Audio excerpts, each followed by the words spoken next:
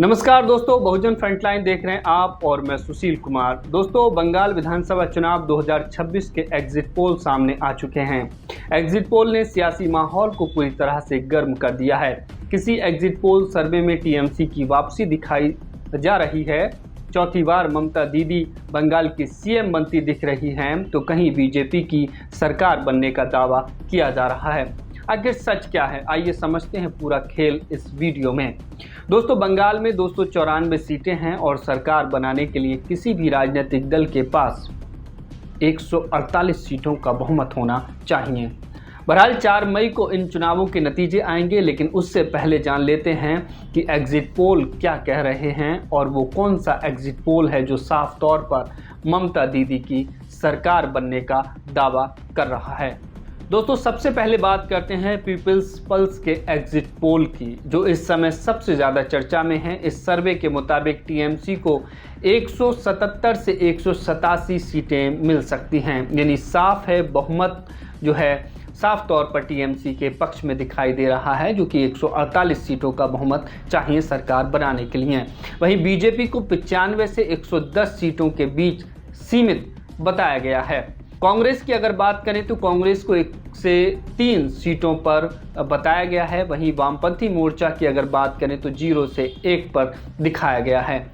और अगर ये आंकड़े सही साबित होते हैं दोस्तों, तो इसका मतलब होगा कि ममता बनर्जी एक बार फिर मजबूती से सत्ता में वापसी कर रही हैं। लेकिन कहानी यहीं खत्म नहीं होती है, क्योंकि बाकी एग्जिट पोल कुछ और ही तस्वीर दिखा रहे हैं। पीएमआरक्यू के सर्वे में बीजेपी को 150 से 175 सीटों के साथ आगे बताया गया है, जबकि टीएमसी 118 से 138 सीटों पर बताई गई है। वहीं पोल डायरी के एग्जिट पोल में भी बीजेपी 142 से 171 सीटों के साथ मजबूत दिख रही है और टीएमसी 99 से 127 सीटों के बीच बताई गई है। और अगर हम बात करें प्रजा के सर्वे ने तो सबसे बड़ा उलटफेर दिखाया है, जहां बीजेपी को 178 से 208 सीटों तक का अनुमान दिया गया है और टीएमसी 85 से 110 सीटों पर सिमटती दिख रही है।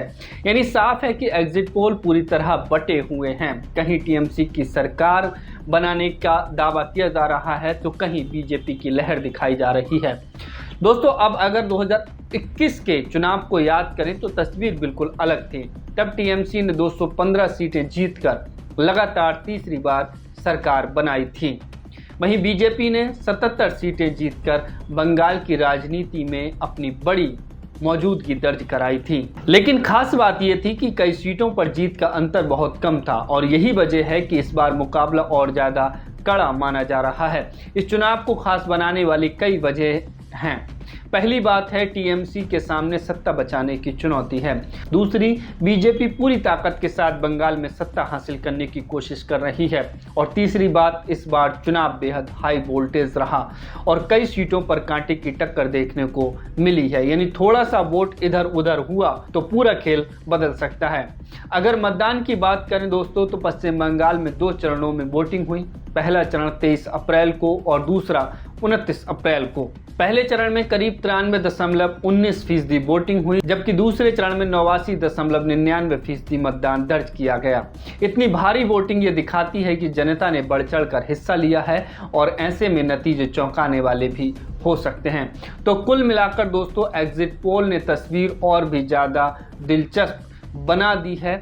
साफ तौर पर किसी के भी पक्ष में सारे एग्जिट पोल दिखाई नहीं दे रहे हैं, लेकिन पीपल्स पल्स के जो एग्जिट पोल हैं वो साफ तौर पर टीएमसी की सत्ता में वापसी दिखा रहे हैं। ममता बनर्जी चौथी बार मुख्यमंत्री बनती हुई दिखाई दे रही हैं, जिसकी काफ़ी हद तक संभावना एक आम तौर पर जो चुनावी विश्लेषक हैं वो भी ये बात कह रहे हैं कि इस बार फिर से ममता बनर्जी सत्ता में वापसी कर सकती हैं।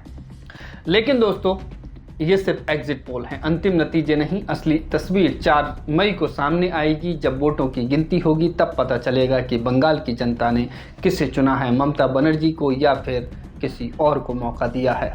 बहरहाल, आप क्या सोचते हैं? टीएमसी फिर से सरकार बनाएगी या फिर इस बार बीजेपी बाजी मार जाएगी? अपनी राय कमेंट में ज़रूर बताइए और ऐसे ही अपडेट के लिए चैनल को सब्सक्राइब करना मत भूलिए। शुक्रिया।